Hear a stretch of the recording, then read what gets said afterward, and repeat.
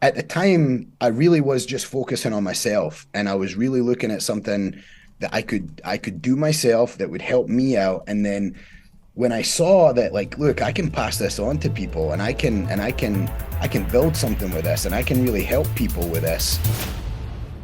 Let's go.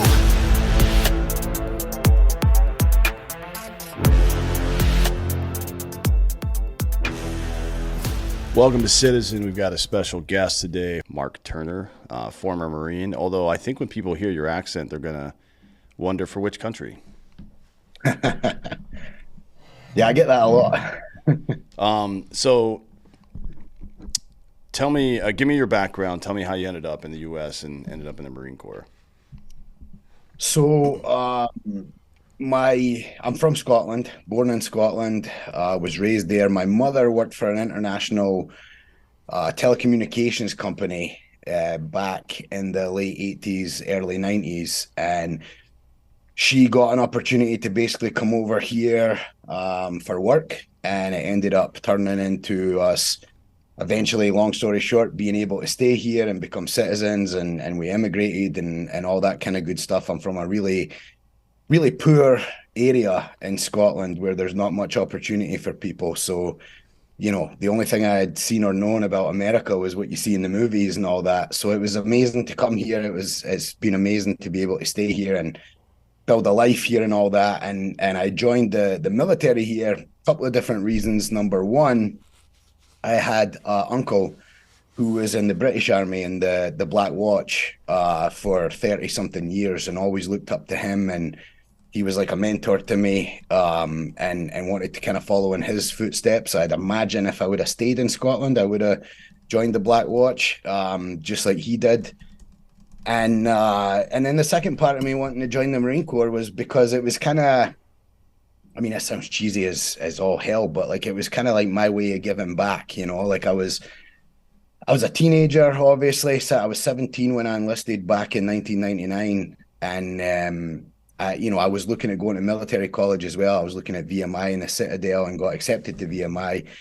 And kind of last minute decided, I don't want to wait 4 years to actually be in the military. I wanted to be an infantry officer. Mm-hmm. And it was just kind of my way of giving back. I think, the country's given so much to me and my family. And I don't know how I had that kind of insight back then as a 17-year-old, but I just kind of felt that urge to join the Marine Corps, and did some time in the infantry, did some time in the reconnaissance community, and then like many people had a negative kind of transition period.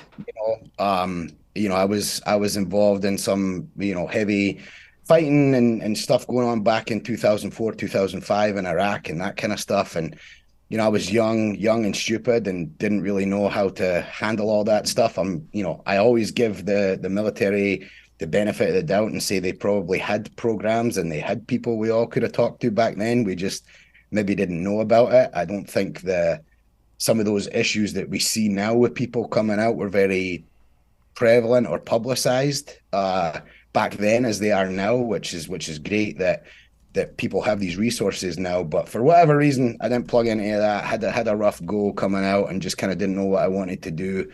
Did some contracting, but just kind of disconnected from everything, disconnected from the veteran community, and just kind of wanted to close that book of my life and try and open a new book instead of looking at it as I probably should have just looked at it as a chapter and learn from it and grow and try and open a new chapter. And then a few years ago, I just kind of started to, through some friends and some guys I served with, kind of plug back into the guys and to veterans and all that kind of stuff. And that's what's kind of led us to what's popped up and what we're doing today. So Now the Black Watch, is that like the Night's Watch from Game of Thrones?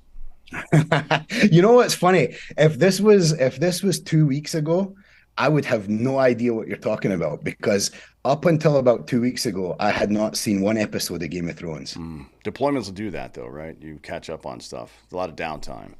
Yeah, but my thing too, Dan, is like at the time when Game of Thrones was going on, everybody was watching it, and I tend to kind of be the person where, like, if everybody's watching it, I don't want to watch it, and I don't care. I'll wait 10 years later and I'll go back and do it. I did that with so many other shows. but that was the reason. I just never really, and it kind of was a badge of honor thing. Like, hey, I've never seen an episode, but I have started watching it, and I'm kind of getting into it. Yeah, So which part do you like most? Is it the full frontal male nudity that you like the most? Because there's a lot, right? I mean, yeah, I think again, it's one of those shows that I think is tries to go for the shock value of mm, stuff. It's like this scene doesn't need to be like this for me to understand what you're trying to get across to me. You yeah. know, We call those um, superfluous hogs. That's what I call them. Like that dick didn't need to be there. yeah, it's basically, like I was talking to, they say, what do you think about it? I said, a lot of boobs, a lot of dragons. Like Hmm. that's kind of the show so far. I Yeah, think I'm on the second season or something I mean like that, that's or two third. things I like. So Yeah, I mean, you can't go wrong with yeah, boobs and dragons. Yeah. yeah. So now you're doing well between the military and what you're doing now with Overwatch, which we'll get into. You did some jujitsu and won some things. Tell me about that. Yeah, so I've always, when I was in high school, I started jujitsu back in 1997, and that was kind of back in the days when nobody knew what jujitsu was, Mhm. right? My first encounter with jujitsu, I wrestled in high school. I was a little bit decent, and there was a guy who had been training 6 months jujitsu, and I always tell people like that's 1997, 6 months jujitsu. That's not like today's 6 months of jujitsu where you can kind of get up to not a decent level even in 6 months, but at least you'd know how to tie your belt in 6 months. And he's like, okay, do you want to spar and all this? I'm like, okay, jujitsu, it's some kind of karate. I'll just take this guy down and that'll be it, right? And so that's what happened. I took him down, no problem. But then he starts arm barring me and triangling me, and I'm like, what in the world is this? And so I started training. There was only a few places to train. I live in the Chicago area, and there was only a couple of places back then to train. And so I just got involved, and I loved it. I did it all throughout my military career and afterwards, and then kind of used that a lot during, when I was finished in the military to say, this is something I've done. This is something I like. It's something that I'm sort of talented at. I'm going to plug myself into that and start seeing what I can do. And met Damian Maya just kind of through happenstance, and we became friends. Damian Maya, this was before he was in the UFC, obviously, before he had won ADCC or anything like that.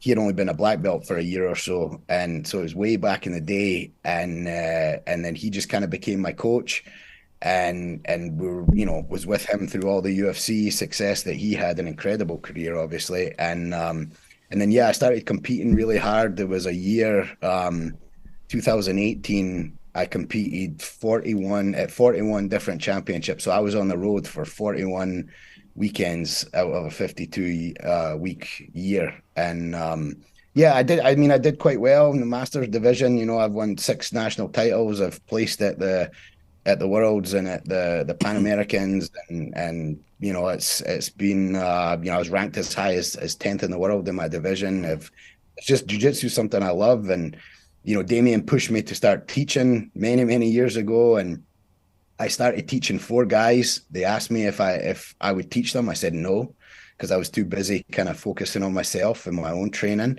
And now my academy is close to 400 students. Do you think that now a lot of people are getting into it more now, but do you think it's not just? I guess there's a lot of different things that benefit people who are in I guess a period of transition with regard to career or purpose or anything like that. But the discipline. I think there is something about physical contact with other people that helps, but also starting to starting to mentor people again in the same way you did when you were in the military. I think that's something people miss a lot. I mean, it's I feel like we stopped short a lot on diagnosing some of these issues. We're like, well, I moved away from my tribe now, and I'm back in my regular hometown, and just don't have that same sense of camaraderie. And certainly that's part of it. But what was it exactly about the camaraderie that made it special to you? You know what I mean? I think people don't take that next step and ask that question. I think part of it is, learning from and teaching people, because as men, that's kind of what we're called to do, just to be mentors to people. No, I think you're right, and I think you know when I was using it. I'm kind of one of those people that if I get involved in something, I'm usually completely in, right? And it consumes me. It's kind of like I don't do bow hunting because if I did, that's all I would do. And I'm doing a bunch of other stuff. I can't if I pick up something like that, it's game over, right? I'm gonna do it until I can do it at what I would consider a high level. And at the time, I really was just focusing on myself, and I was really looking at something that I could do myself that would help me out. And then when I saw that, like, look, I can pass this on to people, and I can build something with this, and I can really help people with this. And jujitsu is an incredible thing. I mean, obviously there's the sport aspect, there's the self-defense aspect, but it's like an incredible puzzle, and it really is addicting because every day it's something different. Every day there's a new challenge. And I was like, I can help people figure this out because I have some experience in this. I can not cut corners for people, but I can really kind of change that learning curve for them and really help them. And that's kind of what made me fall in love with teaching and then building a team. Like we at first, all I wanted, and many jujitsu instructors make this mistake, I think, is they think if they can create world champion after world champion, it's going to bring notoriety to them or to their academy or something. And that's just not true in jiu-jitsu. It's not the way things are set up. We have multiple world champions, multiple people that I've graduated from white belt all the way to black belt. That's not what makes the academy so good. It's being able to take somebody, invest time, effort, and see them come through a process and help them along that process and see what the rewards they get out of it. So I think there are a lot of veterans who are plugging into it now because it does connect very well to a military someone with a military background, for tons of reasons. Obviously, the team, the camaraderie, but that puzzle, that trying to solve that puzzle, trying to get yourself to the next level, trying to be better every day. All those principles are there with jiu-jitsu. Yeah. Yeah. So I'm sure that's a huge part of the draw, whether they know it or not. Sometimes things just become a fad, and people get involved in it and benefit from it, which is great. But I do think there's something about that, what you're discussing there, that actually does literally draw people to it. Because, as men, it hits on a lot of points. As men, our job is to provide for and protect our families and communities, right? Baseline. But as leaders, our job is not just to lead; it is to create new leaders. That is the crux of leadership, in my opinion. It's why we, in the very early parts of your military training, you're taught to learn the job of the guy below and above you, right? Like you should know, right. You have to be able to operate in 360 degrees, and stuff like that only works if you have good leadership. I've been in units, or I've been in situations where I had good and bad leadership, and it's night and day, and it's something that we desperately need in this country now. We don't have. It's like we saw how bad the leadership is in our political system and the upper echelons of our military, and everybody was just like, well, if nobody's going to lead, I'm just not going to participate. But when the answer is, in the absence of leadership, it is your turn to lead, right? Yeah, but let me stop you there though. Let me say and this is something that hit me like a ton of bricks, kind of during the whole 2016 and then, for the next 4 years kind of thing, regardless of who was in office, you just kind of started to see this was I don't believe that our elected leaders, I don't know how that word got in there. I don't think they're supposed to be leaders, right? Because here's the deal.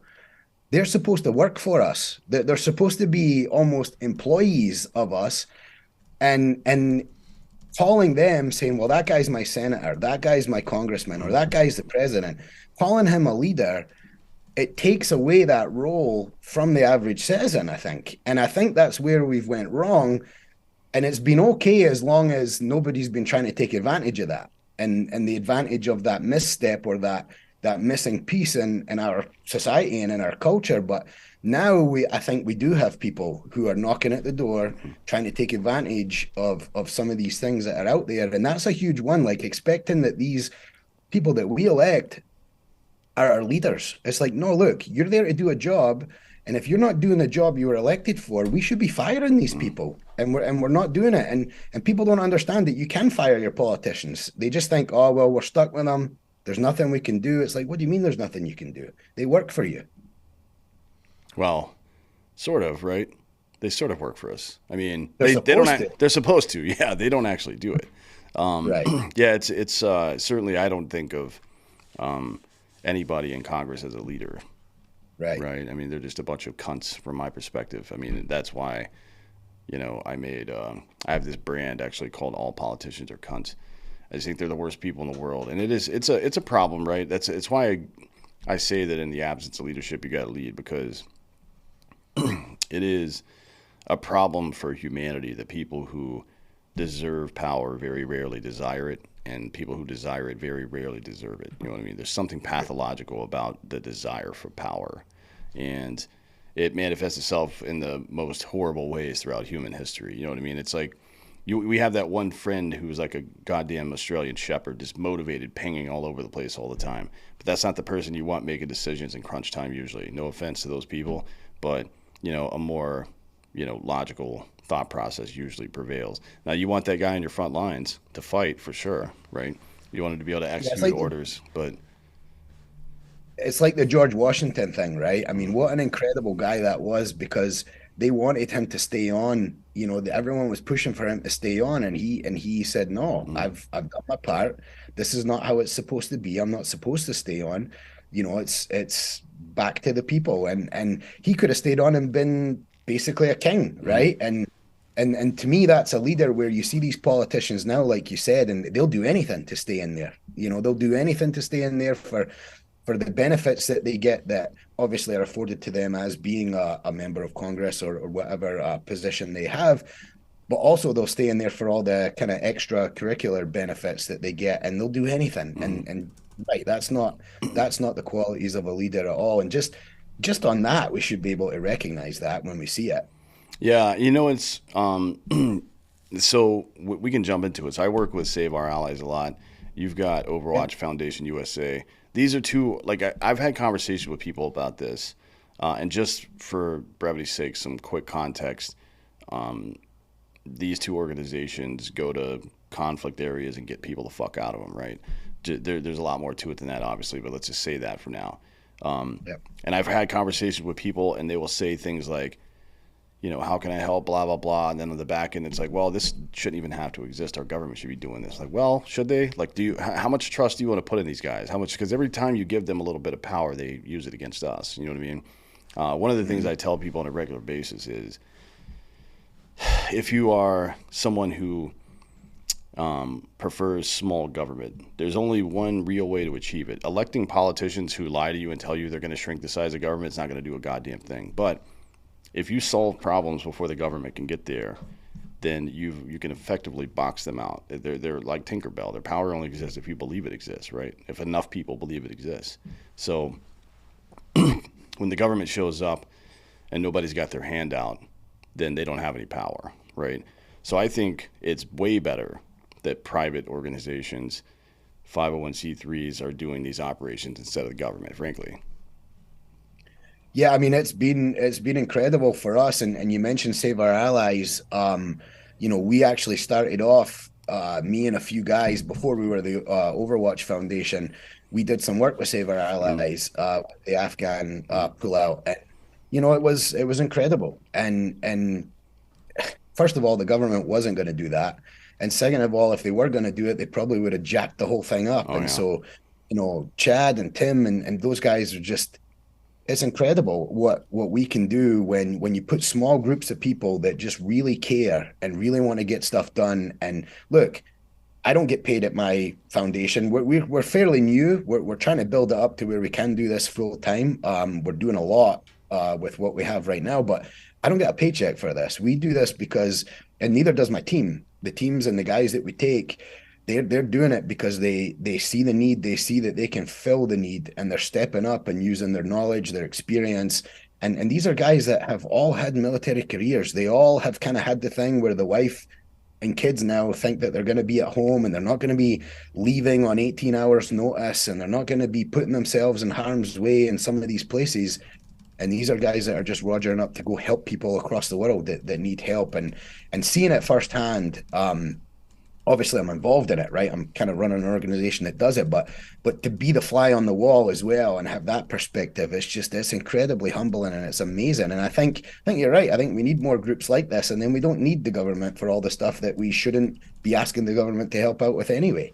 Yeah, yeah. You're not, and just on that note, you're not going to tell a man who spent their lives helping other people in the service of other people not to go help people that need it now. That's just not going to happen. Sorry to the families out there, but you know who you got involved with. You know what I mean? Right. But that's not. I'm not throwing shade on it or anything. It's just the reality of the situation. And you mentioned before during your transition period that just the juxtaposition of chapters versus books, right? Like you're not closing the book, you're starting a new chapter, but it's still the same book, right? You're still the same human being, and you're Yeah. still going to be fulfilled in the same way. You know what I mean? It is it's a real problem, I think, and it was for me too. I got out in late 2010. It was a problem for me. I was like, damn, I'm just gonna go relax now. I'm just gonna go fucking mind my business for a little while and not do anything. And that was the dumbest shit I ever did in my life, to be honest. Like, hey, I'm a goddamn warrior, man. It's like, yeah, go find something to fight. It doesn't have to be combat, but go find somebody to serve. That's what we do. And I think Yeah. that Go ahead. Sorry. no, that rest period that we all think we need is, man, you should do it on a schedule. You should, like, I'm going to take 2 weeks and hang out, and then I'm going to get back into it because the longer you sit there, the more useless you feel, and I think you start to spiral pretty quickly. Yeah, I agree. And I mean, for anybody listening who's kind of in that period, equate it to like working out, right? Sometimes, depending on your workout schedule, your body just might need 2 weeks off, Mm. right? And that's okay. You're not a pussy for needing 2 weeks off. Sometimes, depending on how you're training, you just need 2 weeks off. But now, if that 2 weeks turns into 4 weeks, turns into 8 weeks, and turns into 6 months, think of how you actually feel now, right? I mean, you came off something that was you had this routine, you're working out, your body's all in tune. You listen to yourself. You need a couple of weeks off, and then you just let that prolong. I think that's what happens to veterans. They, to use you as an example, there, you say, okay, take that little break, but imagine if that extends into weeks, months, years, and you just feel like you have no purpose. You Mm. feel like you're struggling. You feel like you're lost, and yeah, and it's kind of true. You didn't have a plan, and again, the Marine Corps, the military in general, probably had some programs back then. But I remember, I remember coming off a deployment. It's like, look, we have nothing to do for this week where you have to go see the head shrinker every Mm. morning. We're going to tea. You're going to do whatever you need to do paperwork wise, medical wise, and then the rest of the day off. Right. And so when you go to those appointments, hey, is everything okay? Yep, everything's good. And you know that you can be at the beach by one in the afternoon. If you just Mm. kind of say all the right things, you're young and stupid and you're not trying to build a plan, you're not listening to any financial advice. And next thing you know, 2, 3 years after, you could be in a rough place. And I think that's part of the reason why we see so many of these veteran suicide numbers and everything as well. And that's a whole other show that we should be taking Mm. care of, with people that need help there. I just had a friend a couple of weeks ago that after like 15 years decided to end it. And you're like, man, like what could I have done, or what did he not see in that time period? The questions are just there, and it's happening every day. And I think having a plan, we have a plan on everything we do in the military. So to not have a plan when we're finished with that, just it doesn't make sense, but it just seems to be very prevalent. Yeah, it is. And I mean, this you said a- there was programs that were available that we didn't know about. I think there's probably some truth to that. I also think they made some pretty bad mistakes in who they chose to deliver those messages. You know what I mean?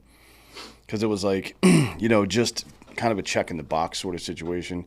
Your first Exactly. sergeant or commander or somebody would be like, "Hey, you need to go fucking do this shit. Somebody's on my ass about it. You need to go do it." So it turns into a chore. You just go do it, and then you show up there, and it's some DA civilian who's never fucking deployed, has no idea what the fuck they're talking about. To be honest, they're just like, oh, fucking, we've found that this and this and this works. I mean, we've got millions of GWAT veterans. You know what I Right. mean? There's no reason that the entire program shouldn't be run and operated by them, people who actually know what the fuck they're talking about. Because I can tell you, if Chad or Tim or you or me or somebody like that goes into one of these, you know, out processing meetings and be like, hey, shit's gonna get rough for a minute if you don't do X, Y, and Z. They're gonna listen. If some little old lady, I mean, God bless her for fucking getting involved and trying to help and stuff like that. But if some old lady or some leaf eating dude is out there trying to send that message, it is in one ear and out the other. Nobody's gonna listen to that shit. The other thing too is I think and Sean Ryan's show has been fantastic at showcasing this for people is that you think you're alone. You think it's just you. Like nobody else is feeling like this. Nobody else is lost. Nobody else can figure out what they want to do next as far as a job or can't figure something out with their wife or girlfriend. But then you see nowadays with incredible podcasts and stuff like that and the media, like us using media to this degree, you see like, oh, wait a minute, his story's very similar to mine, and so is his, and so is his, and then you see them come out the other end of it and stuff. It's that can be very inspiring to people. And I know there are tons of very good veterans groups now who are very connected to the PTSD and just transition type stuff and different therapies and all that. And that's incredible. I mean, for sure they didn't have that back then. They didn't have that back in the mid to late 2000s. They just didn't have it. So now I think the government's always looking to give their money away and to all these different contractors and all this kind of stuff to figure out, does a squirrel like to piss in the wind or against the wind? They should be giving money to some of these organizations to come in and speak to these guys that are getting ready to transition and help them from while they're still sitting there in uniform all the way through until whenever it is that they feel like, hey, I really am good now, and that money could be spent on someone else. And there's in my opinion, there's no reason that they shouldn't be doing that nowadays. Yeah, man. I mean, it's certainly that's an issue, and I think also within the prescribed treatment process, we miss on something because I know a lot of guys who've gone through a variety of different types of treatment and programs for this stuff. And the place I heard it articulated the best was actually in a fiction book by Greg Hurwitz, who writes the Nowhere Man series. I'm not sure if you're a fan of that or if you read books I've like never that. heard of it. No. Yeah, it's really good. But long story short, he's a former ground branch operator who no relationship with the gov anymore, and he does his own stuff, right? And his whole thing is like helping other people. He fucks up bad people, right? And he always asks, "Do you need my help?" And then if he sees fit, he'll get involved. And at the end, when he's helped the person, he gives him his phone number and says, "Give this to one person that really needs help," right? And Hurwitz in the book explains that that last act of empowering them to go back and serve their own community and help somebody else help the next guy that is the final scab coming off, right? That's when you are really healed at that point. And I feel like we've lost that, and it's easy to both programmatically and individually. It's easy to be underwater for so long that as soon as you get your head above water, you're like, all right, I'm fine now. I can worry about myself for now. You know what I mean? But that's not the answer. It's not how we're built as people. We don't operate that way. It feels like a great relief to not be struggling anymore, but it is the struggle and how we overcome that defines us as human beings. You know what I mean? So when you abdicate that responsibility, whether it's after taking off the uniform or whether it's after you feel like you're in a good place in life, then you're going to get back to that bad place. Yeah, no, that's fantastic. And that this is one thing that I never really noticed, or not really noticed, but never expected to come out of what we do. So obviously we take veterans, we put them, in a team, and we go and we help people across the world to all kinds of varying degrees. I knew the guys had the knowledge, the skill, the ability, and the drive to be able to do this kind of stuff.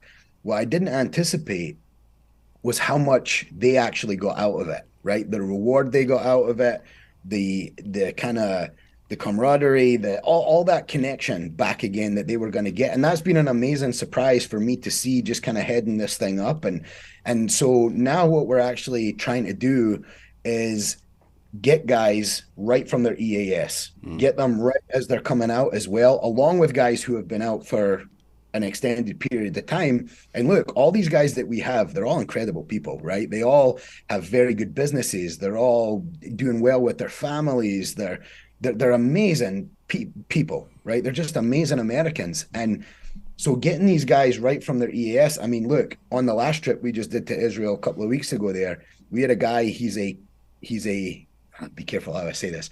He's a current something. He's a current guy that does cool guy stuff, and he actually was not supposed to be with us, but that's between him and his command. And he's at the point where he's kind of in that transition. We've had other guys from other special operations organizations who are like, hey, I'm on terminal leave. Can I jump on something with you guys?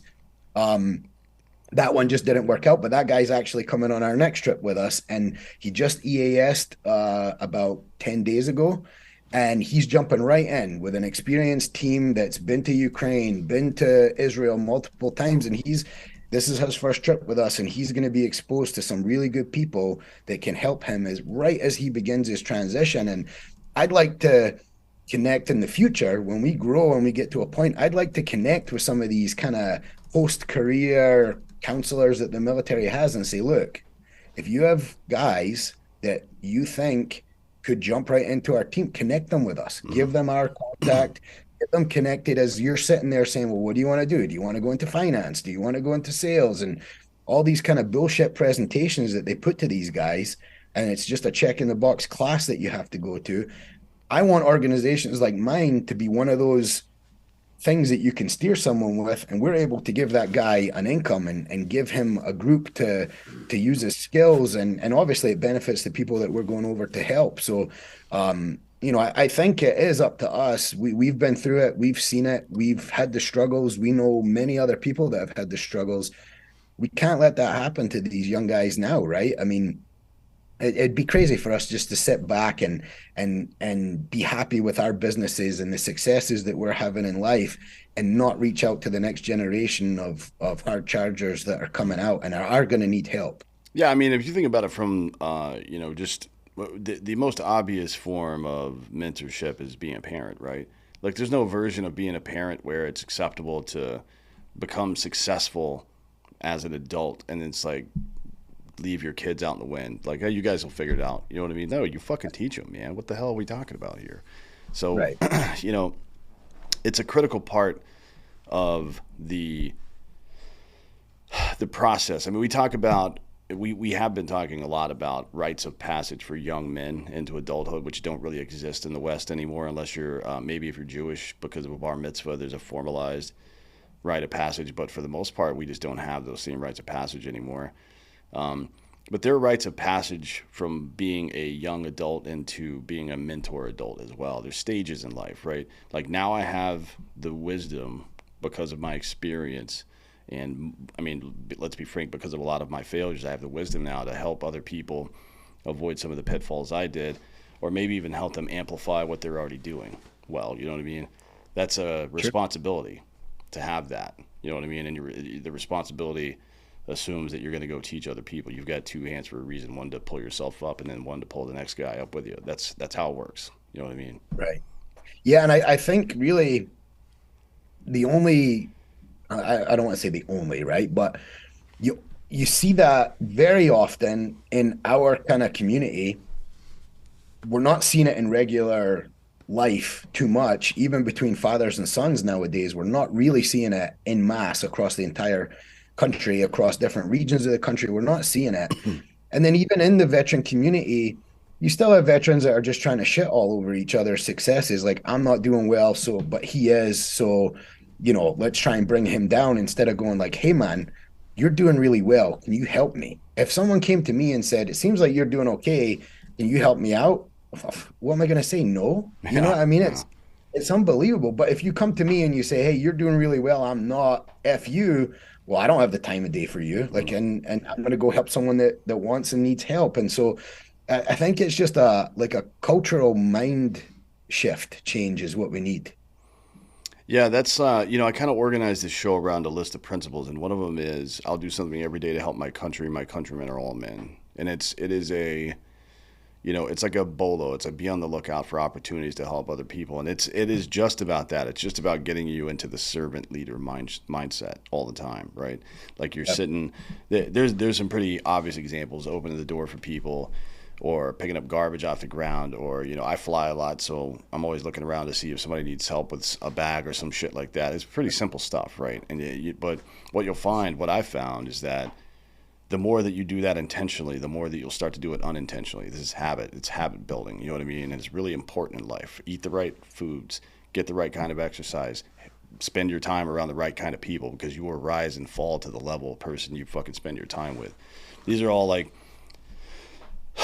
it seems effortless once you do it. So people see people who do it well, and it seems effortless that they're always out there on the run helping. Yourself, Chad, fucking Tim, people like this that are always doing stuff.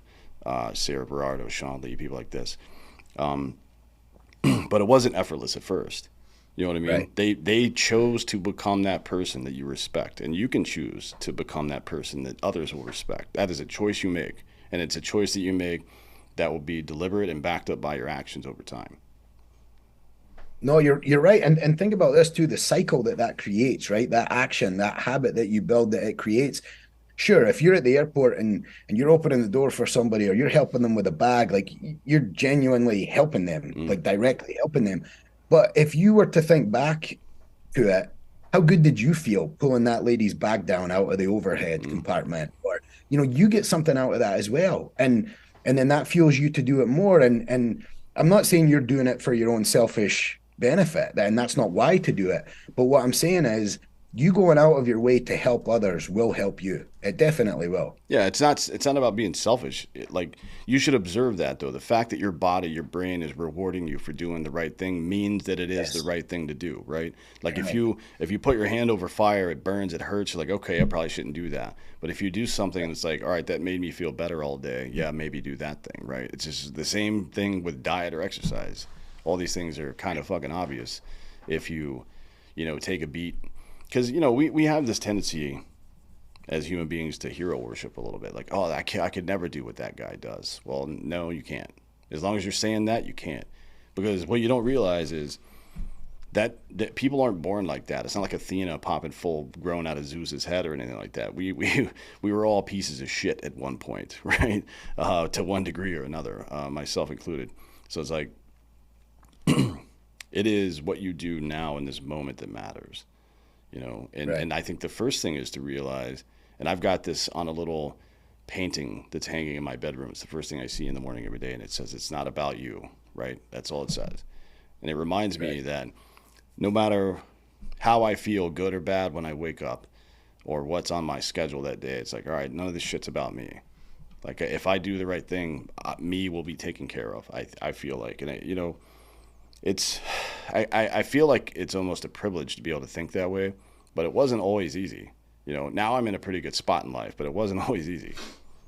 Yeah, no, I agree. I mean, think of even what you said there about people who feel like they can't do something, right? Like get receiving no's. There's all kinds of sales trainings where people try to come up with, they have systems on how to get around a no Mm. and around a rejection. And it's like, to me, that's the wrong mindset. It's like the no is just an opportunity to figure out how to get a yes, right? You're just if you're trying to do something and the answer is no, you just haven't figured it out yet. I mean, I've obviously learned that to an incredible degree with what we do. Like being able to do what we've done in Ukraine and be able to do what we've done in Israel. I mean, Israel's very, very closed and we're so well connected and we have such an amazing network there now that we've built over this last year that when this tragic thing happened here, October 7th, we just were so well positioned to get there right away and start helping.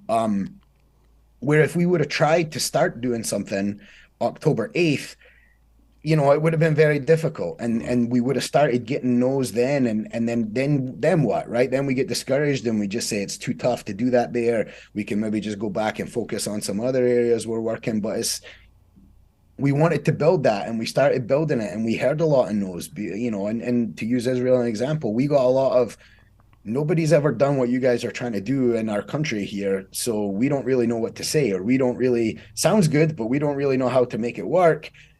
And to me, it was, we tried having things over Zoom and meeting with these guys in Israel. It was like, no, let's hop on a plane, let's get face to face, and let us show you how we can make this work. And we've really built something special there. But if we would have just taken no for an answer or thought that we couldn't do it, you think of what we've done in Israel just in this short period of time since, in a month, since October 7th, it wouldn't have been possible if we just accepted that no. So people just accept no way too much nowadays, and they wait until someone just gives them the yes. Yeah. Well, I mean, it's a difference between winners and losers, in my opinion. You know what I mean? I think it's a choice. Every selection process for any kind of military unit, whatever it is designed at least initially to see just if you're going to quit, right? Yeah. Like if there's quit in your heart, you're not going to make it because shit's going to get real. You know what I mean? It's going to get real Right. here pretty quick. But again, that's a choice you make. You know, you're not going to be the best at something if you have a backup plan. You know what I mean? Like if you Right. not saying you shouldn't have a savings account or that you shouldn't make smart decisions or anything like that. But if you know something's the right way, people approach these things in two very vastly different ways, and I don't understand the former. One is like, I'm going to try this, and if it works out, that'll be great. And the other one is I'm going to accomplish this. And for them, it's like one of those maze drawings, like a game you play on. Like I'll find a way to get there, right? I know that there's a way to get there. I'm going to find that way, and that's the end of the fucking conversation right there, right? It's just gonna. Right. It may take some small amount of time, or it may take a long time, but I'm going to accomplish that goal. That's a mindset that you get to choose, you know? Like you don't, people aren't born with one or the other. Like you're certainly influenced by the people who raise and mentor you and shit like that. But if you're listening to this now, you have the opportunity to look at that person. Look at Tim Kennedy. Not everybody's going to have the same genetics, right? You might not be able to achieve the level of physicality that Tim Kennedy does, but you can achieve that level of drive through effort. You know what I mean? Oh, yeah. Yeah, it's I see it a lot with people who compete in jujitsu, right? And people do this with other things in life. And I'm not saying in jujitsu you have to compete a lot, but let's just say we have someone who wants to compete twice a year. So every 6 months, they mark their calendar and they build themselves up to that one day, that one time. They diet, they have a little training camp that they're doing. They're focusing for that one championship, right? Well, when that day comes, I mean, I don't know. It just might not be your day. You might be sick. You may run into a beast, right? And if you're putting everything into that one tiny little thing, and that's it, it's do or die on that one thing. If you get success, you think you're great. If you fail, you think you're terrible. And it's, to me, you're almost setting yourself up for failure because you're putting way too much onto that. Where when I was competing virtually every weekend, right? I mean, I had a weekend, you won't believe it, right? I had a weekend, I went from Chicago to Charlotte, competed on the Saturday in Charlotte, flew from Charlotte to Los Angeles, and competed in Los Angeles on the Sunday. Mm. So I went across the country in one weekend and did two different championships. And I learned the most competing every week because even if I made a mistake and I lost, or lost in the final, or didn't get on on a podium, or whatever the case was, it's like perfect. Now I get to go back to the academy Monday, Tuesday, Wednesday, figure this piece out, get ready for next weekend, rest and think about it on Thursday, fly again on Friday, and hit the mat on Saturday at the next competition, and write that. And it added to like an even bigger goal than if I just would have put one date on a calendar. You know what I mean? Yeah, and it's good to challenge yourself like that too. Every now and again, like we get into routines, and Sure. those are good things, right? Like we intentionally build habits because habits are important. It's like you can think of habits as your operating system though. Like think of a computer. My operating system is whatever OS, Mac OS this is. But the individual apps, like the individual tasks that you're doing, those are the things that you want to do intentionally. You can't do them effectively unless the operating system is functioning properly, unless those habits are in play. But Right. it is very easy for people to fall into a trap of just going through the motions every day. Okay, and now I've got all this figured out. And I think it's another part where the purpose gets zapped out of you. You know what I mean? Like you're doing all the right things, but you're not actually, you haven't taken that next step yet. And that's a really dangerous position to be in because everything it seems to be going really well and you're still fucking miserable. That's when I have a lot of friends who've killed themselves in that particular position, right? Everything is going, it's not like they just lost their job. They may have recently gotten a better job. They're in a good position. They've got a wife and kids. Everything is perfect except for inside their own head. You know what I mean? Yes. And that to me is All probably the one of the time. more dangerous positions to be in. I agree. And it's so puzzling though, isn't it? Because say guys like us that have experience and have went through some stuff at relatively very young ages, I get puzzled by it because it's like, how did that guy not see it? Or how did I not see it and be able to tell? You know what I mean? It's a very tricky thing. You think if anybody would be able to figure it out, guys like us would be able to figure it out. And Mm, look, I mean, I've been there too. I've been completely lost, and I'm kind of so far removed from that now. It's hard to go back and really relate to what I was thinking and feeling at that time. But I probably was so lost I couldn't even articulate it. So it's like, how do we crack that code, right? And everybody talks about diet, exercise. Sure, get that going. And I like what you said about building the operating system. It's like get that operating system built up and then start adding different apps, mm, and that's a great way to look at it. And I think we're at the point now where I think the knowledge, the kind of programs and the awareness of getting the operating system correct is out there. mm. But now we need to start going one step farther and start, okay, well, what can I do once I'm stable to keep me going? Because you're right, it is so many people who seem to have it all together. They've come through some stuff, and then that's the point where they break. Yeah. Yeah, it's like I think about people like if you want to talk about famous people this has happened to, like Kate Spade, the designer, right? Yeah. Yeah. Billionaire. Like how could a billionaire kill themselves? That should be impossible, right? Well, of course not. Of course, and people that have been through that in that headspace know that it's not impossible, right? But to the outside person like that, how could or Anthony Bourdain, right? Living Yeah. So his literally living his dream, right? I know he had some relationship problems, but literally living his dream as a human being still was able to succumb to that stuff. It's like, yeah, that stuff doesn't mean anything. That's your the baseline. thing about Bourdain too, and I was blessed enough to be able to spend some time with him, very short amount of time, but you know, I think he knew how important he was, and what he Mm, was doing was incredible. I mean, it really was. His work was really incredible, and I think he understood that. So, and he knew the importance of it, and he knew his place in the world, and you could see that in him. And again, he was getting into jujitsu. He was doing really well. He was competing. He had lost it. He had changed his whole entire life around. And then yeah, that was a surprise, and mm, that's like, man, that guy, and he saw it. I mean, I don't know Kate Spade. I don't kind of know too much about her personally. Maybe she just was so disconnected from her success or didn't realize she was very influential, very important in the world of fashion and all that. But Bourdain was a guy who really kind of understood his place and knew he was doing some like revolutionary type stuff in his field. And yeah, it's like it's a head scratcher. yeah. Yeah, so I mean, I'll bring it back to what you said about books and chapters in life. The book is your life, but you got to know when it's time to move on to that next thing, and it's not always easy. You know what I mean? Like we have a lot of you know just anxiety about what comes next. Imposter syndrome. Like who am I to be doing this thing, or people with a moral injury maybe, or people who are ashamed of, like my life was going pretty well and I was just a miserable cunt for a couple of years and now I'm ashamed of that. It's like, all right, man. I mean, I get it, but shame is like anything else. Like, if you're a fat piece of shit in basic, your drill sergeant is shaming you because you have to get in shape, right? That is the stick. And the carrot is looking good in that uniform later on, or feeling better about your life.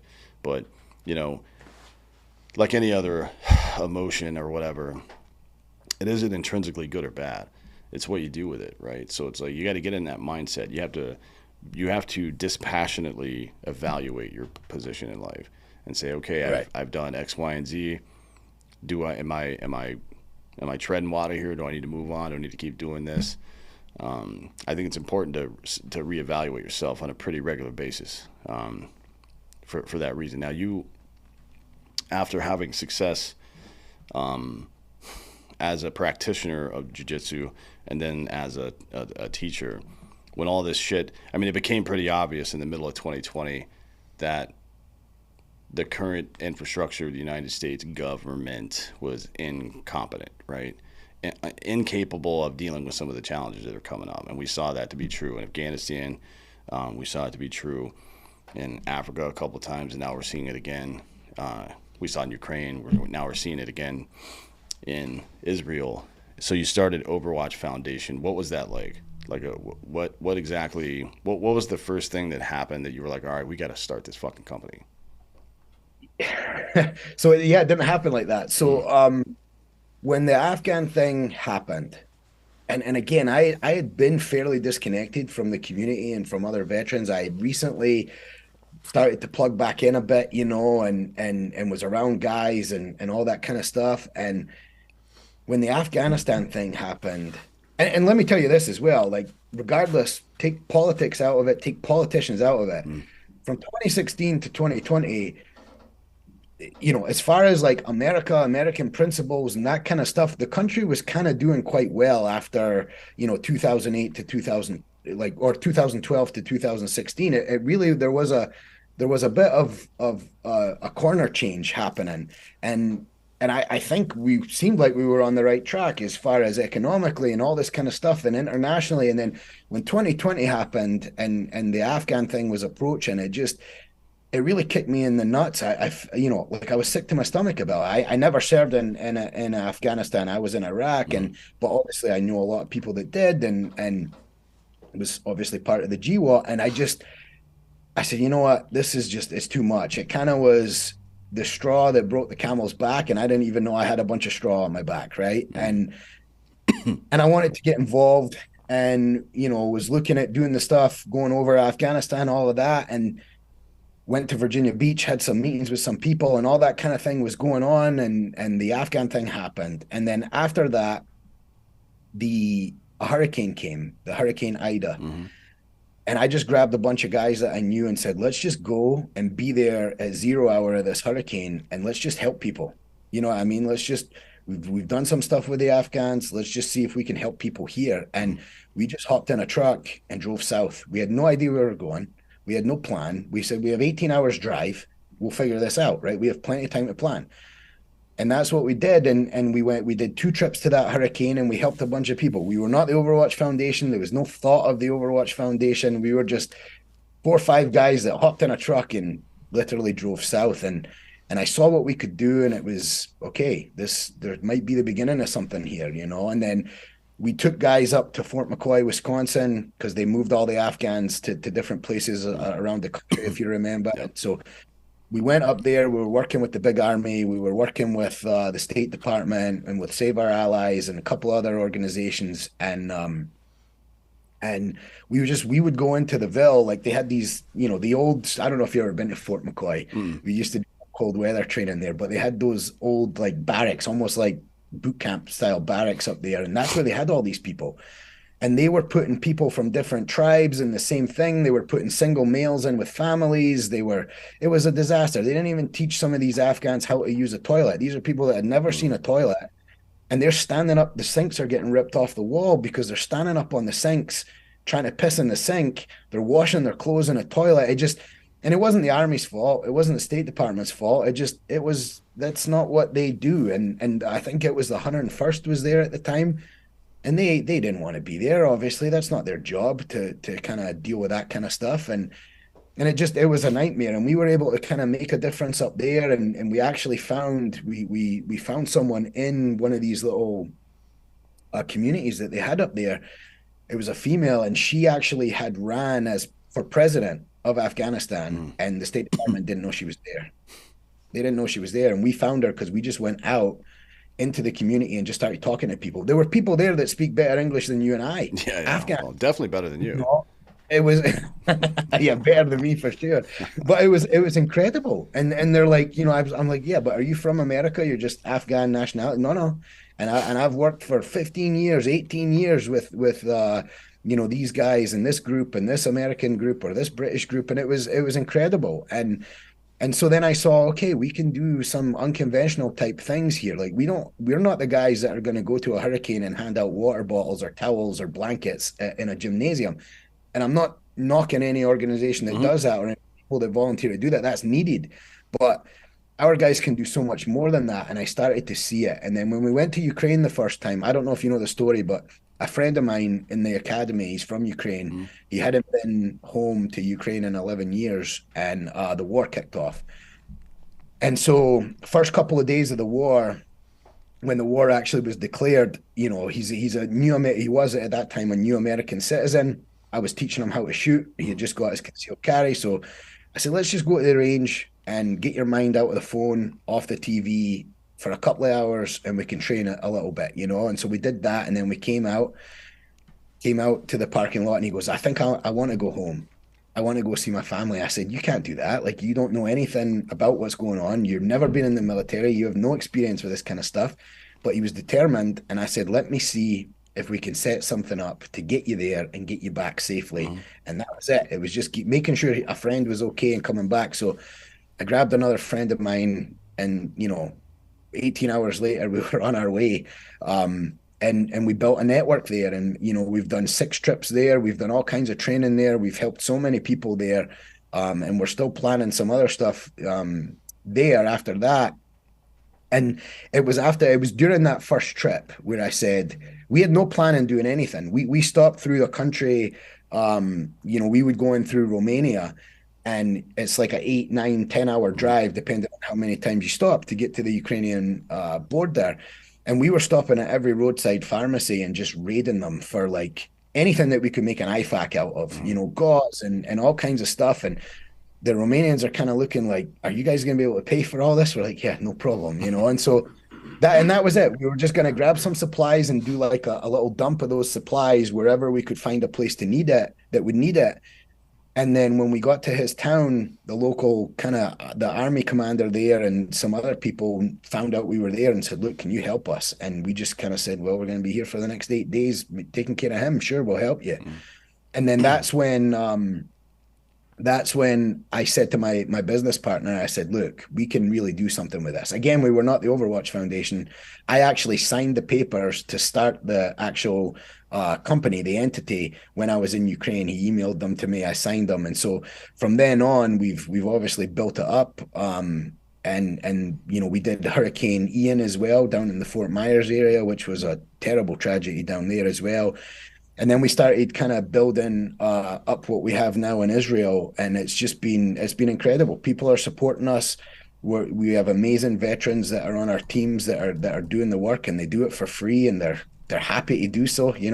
I'm thinking I'm gonna have some difficult conversations with these studs to try and twist their arms to come for no fee when think of the old contracting fees where you're getting $800 to $1,200 a day, and I'm asking these guys to go to some of these places for dinner. Basically, you're not getting anything out of it other than a hot dinner, and they're saying yes happily, and we're doing incredible things, and the guys are so excited, and we're just expanding and expanding. So it's been I never thought, it wasn't like me and my business partner sat down and said, let's start a nonprofit that's going to do this and going to do that and going to help people around the world and all this kind of, that was not the idea. It just kind of happened. Yeah. Yeah. I mean, that's kind of the story of America, I think, right? It's like our this younger generations and even large swaths of our generation, they don't have the same pride in the country. You know what I mean? That we did or that we continue to. And I think it's because they see America as some kind of external entity of some sort. Like, it's not me. I just exist here, but I'm not part of Right. this. You know what I mean? Yes. America Yeah. is our borders or our politicians, system of government, or the institutions that are inside the country. But that's not right, man. America is you. It is every one of you. And it'll be great or not based on how you behave, right? Like, Right. you know what's a very interesting fact? People bemoan the amount of taxpayer dollars that go overseas, and they should. We shouldn't be doing any of that shit, especially now. Right. But the fact is, when there's a global natural disaster, other than the U.S. government, the largest charitable organization on earth isn't the UN or the WHO or any of those organizations. It's the private American citizen that gives more money to people than anybody else. Yeah. And it's, to me, that's what makes the country great. You know what I mean? That's what would make any country great. It isn't unique to America. Any country can do that shit.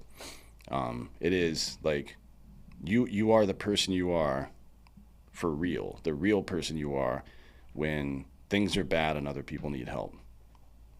That's Yeah. when that is when character is revealed. Yeah, to me too, now that I've been doing this, and you could say this is a habit for me now, but it's hard to explain. Like it's hard to articulate, but to me, it's not me doing it. It's not us doing it. And in the beginning of this, I told my partner, I said, look, we can do this if we're going to structure, because how are we going to structure this? Are we going to do it as a nonprofit? Are we and that's the way we went. We went 501c3 and we got that approval, went through that process, and that's incredible. And we can offer a lot being a Mm. 501c3. But I said, I don't want to be the face of this. I don't want anybody to be the face of this. I want us to be kind of the gray men just going and helping people. And obviously, being a 501c3, you kind of have to get out, you have to raise money. I know nothing about raising money, right? Mm-hmm. I'm terrible at that. You can put my feet anywhere and we can figure something out, but trying to bring a dollar in is difficult for me. Um, and I think it always will be. It's not my strong suit at all, but somebody has to get out there and tell the story. And Ominous Dominus, I was the one that was picked Mm-hmm. because I'm passionate about the thing and I can tell the story because I'm there, right? And so begrudgingly I've done that, but I don't see it as me. I don't see it even as us or our teams. It's like that thing that we did just had to be done, right? Mm-hmm. Those people needed help and we just went and helped them. It's not about us. It's about the fact that those people needed help and somebody needed to answer that call. It just so happened to be us, Right. right? I mean, and so I think that's obviously we're not looking for fame out of this. Again, we're not looking for a paycheck out of this. We're just at this point now, we do have some infrastructure that we've bought. We're just trying to keep the lights on and all that kind of stuff and turn, the money back into the projects and to the work that we're doing. But I think a lot of times too, people say, "Oh, but those guys, they're warmongers or they're trying to do this." It's like you have no idea. Like you Yeah. have absolutely no. It couldn't be further from the truth, right? I mean, whether it's Ukraine or Israel, I'm working on two different time scales. We're getting ready to go back here in a few kind of soon, very soon, Mm-hmm. and I'm working both hours, Israel's hours and our hours, trying to coordinate everything and do all this kind of stuff.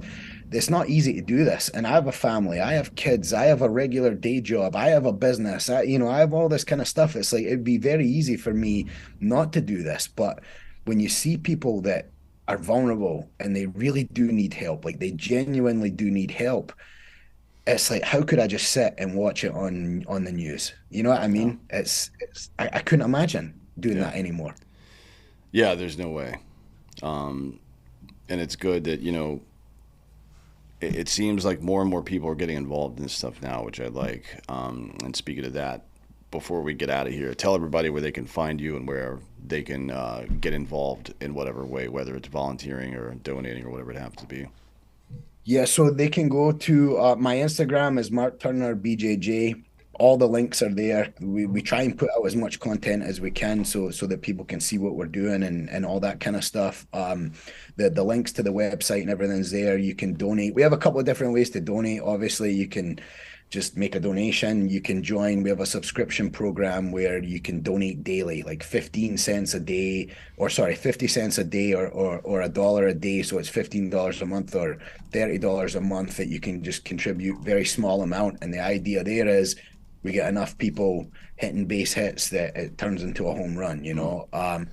And that's kind of the biggest thing. If you are a veteran and you want to join one of our teams, we have an intake form on the website.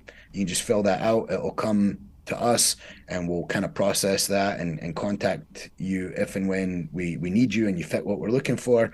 And that's it. It's just trying to spread the word. If you could follow me on Instagram, follow the Overwatch Foundation, and just kind of share what we're doing. It really is incredible the amount of work that our small teams can do in a short period of time. It's been incredible just to be a part of it and to witness it. And we want people who donate to us, we want them to try and be involved as much as possible and see as much as possible of what we do. And so we try and be very transparent and open with content so people can see that.